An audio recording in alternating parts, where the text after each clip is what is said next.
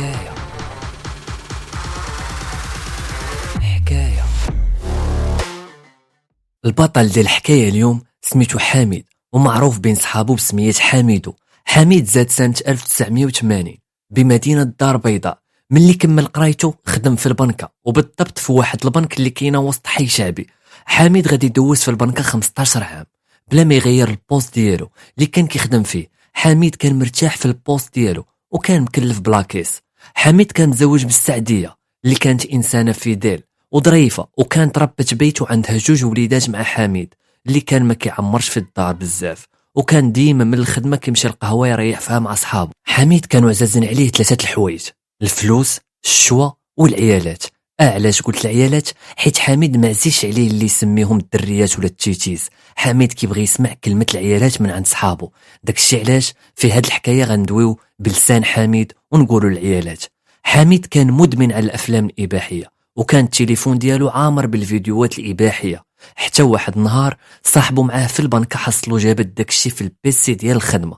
المهم النهار الكبير عند حميد هو ملي كيشوف شي حد جا عنده باغي يحط الفلوس كبار، حيتاش كيعرف داك النهار غادي تكون فيه التدويره. حميد كان كيتعامل مع الناس على حساب داكشي اللي عندك في البنكة. مثلا الحساب ديالك في البنكة فيه 3 المليون ولا قل، حميد ما غاديش يدوي معاك بزاف وغادي يبغي يصدرك بالزربه. ولكن الا كان عندك الحساب البنكي فيه 100 مليون والفوق، حميد غادي يضحك لك في وجهك وغادي يسميك سيدي ومولاي. حميد ما عندوش الجرام ديال الحشمه، ويقدر يقول لك اعطيني الحلاوه ديالي الا شاف عندك اللعاقه وكنتي ديتي وجبتي معاه في الهضره.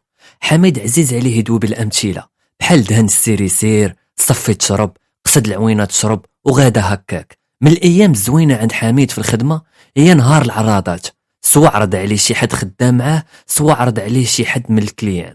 الحب والحياه عند حميد هي عراضه فيها الشوا وبراد اتاي، وكان ديما كيروح لباصات الناس اللي معاه جداد باش يعرضوا عليه.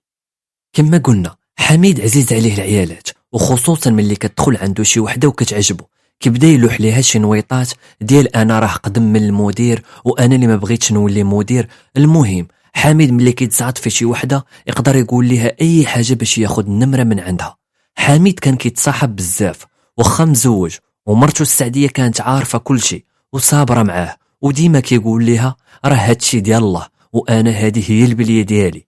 حميد كان كيفرح ملي كتجي شي بنت زوينه عندهم البنكه باش دوز فورماسيون ولا تكون ستاجير. ملي كيشوف شي بنت جديده معاه في الخدمه ديما كيدخلها بالنصائح ديال ما تثيقي في حتى واحد، وديما حدي راسك في الحساب ديال الفلوس. الصوره اللي كيعطي حميد البنات الجداد اللي معاه في الخدمه ديما كتكون شبعانه كذوب. واحد النهار في البنكه اللي خدام فيها حميد دخلات واحد البنت زوينه وعندها الكيرفز، داكشي اللي كيعجب حميد. البنت مسكينه من زهرها مشات عند حميد باش تسولو وتقول ليه انا راه جديده معاكم في البنكه. حميد بالخف قال لها مرحبا وعطاها كرسي تريح حداه، ومشى عند مدير وقال ليه راه واحد البنت جديده غادا تبدا معانا وانا غادي نتكلف لها بفورماسيون. المهم المدير عطاه الاوكي، وحميد مشى ريح حدا البنت وقال لها شنو سميتك؟ البنت سميتها خوله، وبقات كدوي مع حميد في داك النهار. خوله كانت كدوي معاه على نيتها، واخا هو كان مره كيسولها اسئله شخصيه ولكن هي ما على بالهاش، والغرض ديالها هو التعلم. دازت 3 ايام وخوله ديما كتدخل كتريح حدا حميد باش تتعلم. في النهار الثالث حميد قال لها اعطيني نمرتك. خوله عطاتو النمره وفي بالها راه عادي شخص خدام معها مزيان تبقى في تواصل معاه. حميد ملي خدا النمره قال في راسو هادي هوته وهاد ختنا راه مزعوطه فيا، داكشي اللي غادي يخليه يبدا يتقرب ليها بزاف. مرة كيقيسها في ظهرها مرة في ايدها، ولكن في واحد اللقطة غادي يحط ايدو على فخدها، داكشي اللي غادي يخلي خوله تقلق بزاف وتنوض من بلاصتها وتخرج تمشي لدارهم. خوله ملي دخلات لدارهم بدات كتبكي على الجاد وعودات لوالديها كل شيء. والمشكل الكبير هو ان الاب ديال خوله كوميسير اللي ما عجبوش الحال بالمره، وناض في ديك اللحظه هز التليفون وعيط على صحابه في الخدمه باش يجيو عنده. في ظرف نص ساعه طونوبيل ديال البوليس وقفت حدا دار خوله، وكانوا فيها 4 ديال البوليس اللي عيط لهم الاب ديال خوله. المهم بابا خوله هبط عندهم ومشى معاهم البنكه اللي كانت فيها بنته. ملي وصلوا تما دخلوا البنكه ومشاو عند حميد، قالوا ليه انت هو حميد؟ قال لهم من وراها شدوه وطلعوه الطونوبيل ديال البوليس.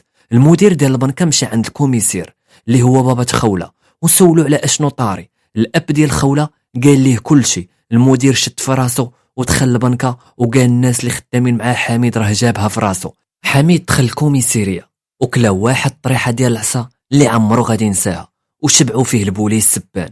حميدو في هاد اللحظه بدا كيطلب الله بان هادشي يكون غير حلمه، بالدموع والخلعه ولا كيبوس في الرجلين واليدين ديال الكوميسير.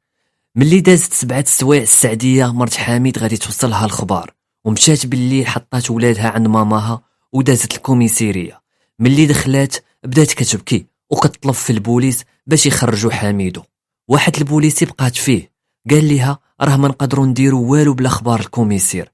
السعديه سولات على العنوان الدار ديال الكوميسير ومشات عنده. ملي وصلات بدات كتبكي وطلب فيه هو ومرتو خولة وبدات كتبوس في اليدين ديال مرتو وكتقول ليها راه عندي 2 الوليدات وحميد هو اللي هازنا. خولة وماماها بقات فيهم السعديه بزاف وطلبوا بابات خولة باش يسمح ليها. الحمد لله بابات خولة استجاب لمرتو وبنتو، ومن بعد هادشي هز السعديه معاه في الطوموبيل وداها الكوميساريه وتلاقات مع راجلها حميد وخرجت هي وياه. وحميد في ديك اللحظه كان ما راضيش على الجاد وعنقت السعديه والدموع في عينيه وقال لها الله يخليك ليا والله يسمح ليا منك، وكان واعدك بان هادشي عمرو غادي يطرى وان شاء الله غادي نعوضك على كاع داكشي اللي فات. الحكايه سالات هنا، ولكن بلاتي هاد الحكايه خدات لينا بزاف ديال الوقت والمجهود باش نعاودوها في الكتابه والتسجيل بطريقه احترافيه والمونتاج والايديتين وبزاف ديال الحوايج. داكشي علاش بغينا الدعم ديالكم باش نكملوا في حكايه. الا عجبتكم الحكايه ديال اليوم دير جيم ولا قلب وخلي كومونتير وطاقي الناس اللي عزازين عليك باش يتفرجوا ولا بارطاجيها باش كلشي يستافد.